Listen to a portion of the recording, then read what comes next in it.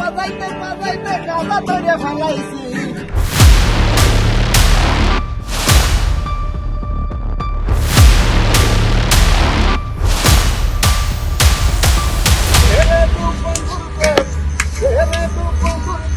দৃশ্যটা দেখে মনে হবে রাতের সোহরাওয়ার্দী উদ্যানে মনের সুখে গান গাচ্ছেন চার বন্ধু।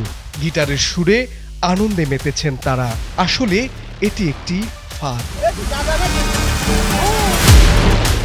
অন্ধকার নামলেই নগর জীবনের আড়ালে মাদকের যেই গোপন আসর বসে, সেটাকে ভেঙে দিতেই এই নতুন ছদ্মবেশ। সম্প্রতি এই ফাঁদে পা দিয়েছে বেশ কয়েকজন মাদকসেবী। পুলিশের পোশাক দেখলেই দৌড়ে পালায় মাদকসেবীরা, তাতে ব্যর্থ হয় অভিযান। এ থেকেই হঠাৎ আসে নতুন সিদ্ধান্ত।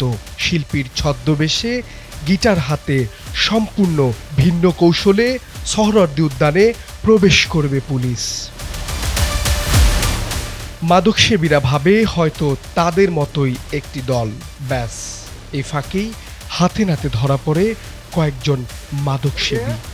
প্রত্যেকটা শিক্ষিত লোক চোর, তা তো ঠিক আছে, তো তাহলে দেশ ভালো হবে কেমন? আপনি এভাবে অভিযান দিয়ে নিয়েছেন কেন? তাহলে আপনি একটু করেন, আমি একটু করি, এই করতে করতে বাংলাদেশ রাজপুত বাড়ি দিই। কেন?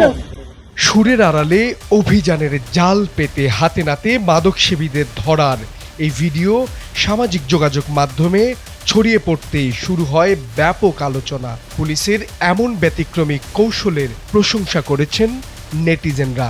অনেকে বলছেন মাদক নির্মূলে প্রচলিত পদ্ধতির বাইরে গিয়ে এমন অভিযান আরও কার্যকর ভূমিকা রাখবে। সোহরাওয়ার্দী উদ্যান মাদকসেবী এবং যারা মাদক ব্যবসায়ী ছিল তাদের একটা আখড়াখানায় পরিণত হয়েছিল। আমরা দীর্ঘদিন ধরে এখানে নিয়মিত অভিযান পরিচালনা করে আসতেছি। আমরা একটু অভিনব পন্থায় ওখানে অভিযান পরিচালনা করেছি। আমরা আমাদের পোশাকি পুলিশের পাশাপাশি কিছু সিভিল পুলিশ দিয়ে গিটার বা বাদ্যযন্ত্র বাজিয়ে যাতে মাদকসেবীরা বা যারা মাদক বিক্রেতা তারা সহজে বুঝতে না পারে, এই পন্থা অবলম্বন করে আমরা প্রায় 7 জন মাদক সহ গ্রেপ্তার করি। যত প্রকার উদ্যোগ গ্রহণ করা প্রয়োজন আমরা মেট্রোপলিটন পুলিশ তথা শাহবাগ থানা সমস্ত পরিকল্পনা গ্রহণ করে ওখানে আমরা মাদক মুক্ত এবং চাঁদাবাজি বা যাই হোক না কেন সবকিছু মুক্ত করার জন্য আমরা বদ্ধপরিকর। পুলিশ জানায় চলমান মাদক বিরোধী অভিযানে এখন পর্যন্ত গ্রেফতার করা হয়েছে 483 জন মাদক কারবারিকে। রাজধানীর বিভিন্ন স্পটে নজরদারির আওতায় এনে অভিযান আরও জোরদার করা হবে বলে জানানো হয়। 1 তারিখ থেকে সরকারের ঘোষিত বা ঘোষণা অনুযায়ী একটি বিশেষ অভিযান পরিচালিত হচ্ছে।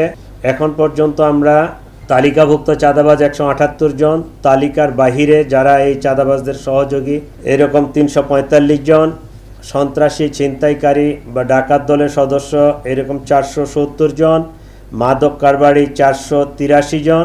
এখন পর্যন্ত মোট 1476 জনকে গ্রেপ্তার করা হয়েছে। এই অভিযান অব্যাহত আছে। আপনারা বিভিন্ন তথ্য দিয়ে আমাদেরকে সহায়তা করতে পারেন। মাদকের বিরুদ্ধে চলমান যুদ্ধে এবার গিটারের সুরকে অস্ত্র হিসেবে ব্যবহার করল পুলিশ।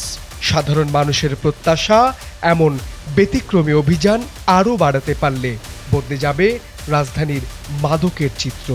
ধ্বংস হবে মাদকের আখড়াগুলো। মাহবুব আলম শ্রাবণ, সময়ের আলো, ঢাকা।